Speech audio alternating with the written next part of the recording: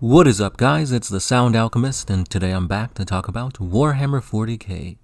In this video, we are going over the most elite of chapters of Space Marine and above. We are talking about the Grey Knights and the Adeptus Custodes. So basically, I want to talk a little bit about the lore and how they synergize on the tabletop.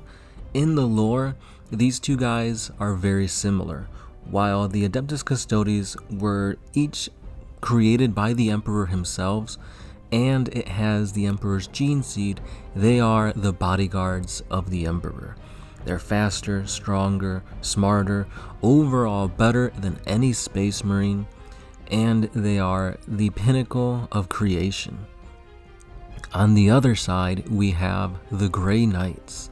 These were also somewhat created by the Emperor. They have his gene seed, and they're really strong. They're different from most Space Marine chapters in that they are uncorruptible. They're meant to fight against the horrors of chaos. They fight against demons and whatnot. And after thousands of years of combating the Desidens of the Warp, not one has fallen to chaos. So that shows you that the Emperor's gene seed is nothing to mess with. Now on the tabletop, you're going to be outnumbered by the enemy. Both the Grey Knights and the Adeptus Custodes are a very elite force. Maybe 20 models max on the table against your opponent.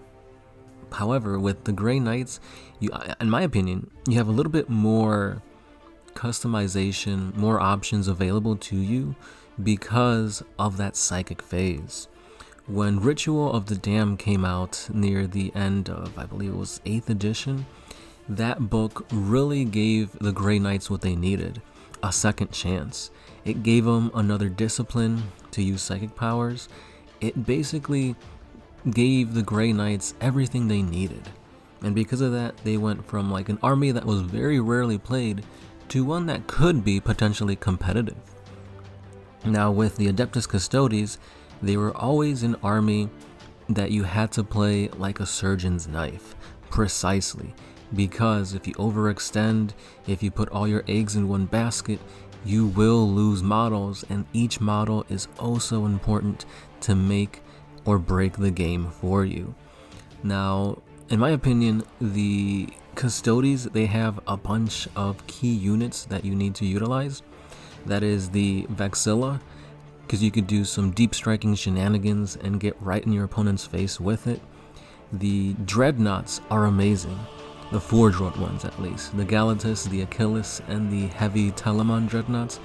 These things are going to soak up bullets and damage to allow the rest of your army to do what it needs to do to get those objectives, claim those points, and hopefully beat your opponent.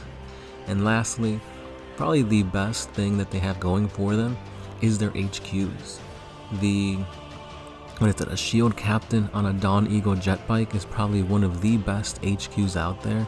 You have so many combinations to equip them with, but in my opinion, you have to make him your warlord, give him superior creation, give him the Auric Achilles, because basically you're making a 9 wound, 2 up, 3 up invuln monster that does not go down. You're able to reroll charges, you're able to just decimate the opponent, and depending with what other abilities and stratagems you use, this guy's gonna survive for a very long time. I think there's a stratagem called Victor of the Blood Games that it's 2 command points, but what it does is that it allows you to reroll to hit, to wound, and a save each round. That is key.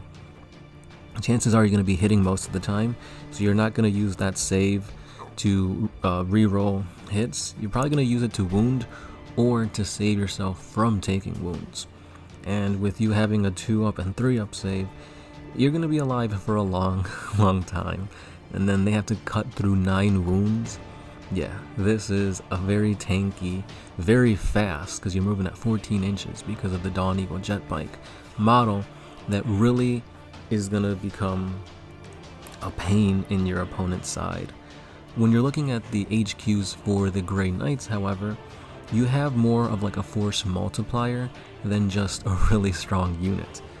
If you want a really strong unit, I suggest you take the Grandmaster on the Dread Knight, because that dude is a beast. But you also have some really strong named characters. With Drago, this guy is going to be dropping in, hopefully with some Terminators or some type of infantry to back him up, because he's got that aura that allows him to re-roll within 6 inches of him. So if you got a lot of dudes coming in to mess up your opponent in close combat, you're definitely gonna want to re-roll like hits and wounds and whatnot. And the cool thing about Terminators in this edition for Grey Knights is that they still remain to be troops. So if you want defensible troops, I'd say go with the Adeptus Custodes and give them the shields and just park them on an objective. They're going to be a pain to remove. Now, when you're going into a more offensive strategy, that's when I suggest you take Drago and some Paladins or maybe Terminators and just go to town. Hopefully you get into close combat, but if not, you can easily mess up your opponent by hitting them with your smites, doing the Vortex of Doom, which is just a huge smite bomb, or you can use some stratagems and just hail, or just unleash a hail of Storm Bolters at them, because Storm Bolters are rapid fire 2. When you drop down, you're within 9 inches, so you're within half range, so you basically get an extra shot. And there's stratagems to give you -1 AP, +1 strength, and whatnot. So you could potentially have like a 5-man Terminator squad put out like 20 shots at strength 5, -1 AP. That's gonna mow down any horde and soften up whatever you want to charge. And then Drago goes in there, like he's done. Like Drago is a freaking beat stick of a monster in close combat. And since these guys are psychers, they can also deny the witch if you're playing against a psychic army. So these two armies synergize very, very well. The thing that hinders them is, of course, the point costs. Custodes are very, very expensive, but they're very, very good. Grey Knights, well, they're a little bit cheaper. They still are pretty pricey, depending on the loadout you give them. In my opinion, if you're going with Terminators, go ahead with the Falchions, because you get more attacks on the charge. You could always do Hammer Hand to make them hit a little bit harder. Or if you're going to be charging against vehicles, monstrous creatures, give them the Demon Hammer. Or if you're playing against an opponent that has a lot of troops, marine equivalents, the Halberds are key. There's a lot of things you can do. It's always good to put the warding stave inside a unit at least once, because if you are stuck in close combat, that warding stave, I believe it adds 1 to your invuln save in melee. So you could always just allocate the wounds to him until he dies, and then obviously your saves go up by 1, but it'll increase your survivability. The other thing too is, with the Grey Knights, you wanna make sure that you're picking awesome and really supplemental psychic powers. Gate of Infinity is going to be key to take objectives, surprise your opponent. Astral Aim is really good. Take a Dreadnought with just las cannons and hide him behind something. Now, since this Dreadnought itself is a psyker, he can cast Astral Aim on himself, and he'll be able to shoot pretty much the whole board and be relatively safe behind cover. Because what Astral Aim does is that it allows you to basically shoot without needing to see the target. You can shoot through cover, and it's a crazy good ability. Now, for the Custodes, the Veritas Praetors would be your fast attack choice, because this army is kind of slow. So whenever you see your opponent taking advantage of how slow you are, the Veritas Praetors are essentially a minimum squad of 3 jet bikes that move at 14. I would say equip them with Hurricane Bolters, because that's just going to be a lot of shots coming at your opponent, and that's going to mess up anybody's day. I don't think you need to equip them with the Salvo Launchers, because for the most part, the Dreadnoughts, the Contemptor Dreads at least, they're all anti-vehicle, anti-monstrous creature, and if they get into close combat, or even at shooting, you could destroy tanks and whatnot at pretty relative ease. So that's when the Veritas Praetors would be your saving grace. If you notice you've overextended, if you've noticed your opponent is focusing too much on one flank, go ahead and move those guys 14 inches, and I think they auto advance 6, so you're moving them 20 inches, and if you're within rapid fire of those storm bolters, that's going to be a lot of shots coming at your enemy.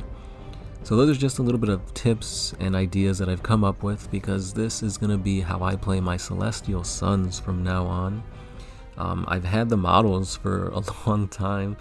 I just never thought of actually using them as what they were. Like, for me, the Adeptus Custodes were too elite, but I have always played elite armies. I like the look of the Contemptor Dreadnoughts, which is why I got them, and I'm finally going to use them for what they are. So hopefully I could still keep doing good. I know elite armies, you can easily lose games if, you roll bad dice rolls and whatnot. But I won my last game pretty at a pretty good score. I think it was somewhere around like 74-17, so I did pretty good. Now I just gotta learn my army inside and out and really utilize the strength of both of these guys, because they are the Emperor's finest after all. So let me know if you guys have any tips and tricks for using either the Grey Knights or the Adeptus Custodes. I know by souping them together you are losing basically a lot. Like, you can't use tides for the Grey Knights, which sucks, because doing 2 mortal wounds or the Tide of Shadows is really key, and you do lose that +1 to your invulnerable saves for the Adeptus Custodes, so you are sacrificing something by putting these guys together, but I think the strengths overall overcome the weaknesses of that. But anyway, let me know your thoughts below. Don't forget that we do post 40K videos each and every day, so if you like what we do, you guys can help support us by liking, commenting, and subscribing, or heading on over to our Patreon page, where you guys can pledge a simple $1 a month to help us do just that. So, with that being said, this has been the Sound Alchemist, part of One Mind Syndicate, and I'll catch you guys in the next one. Peace.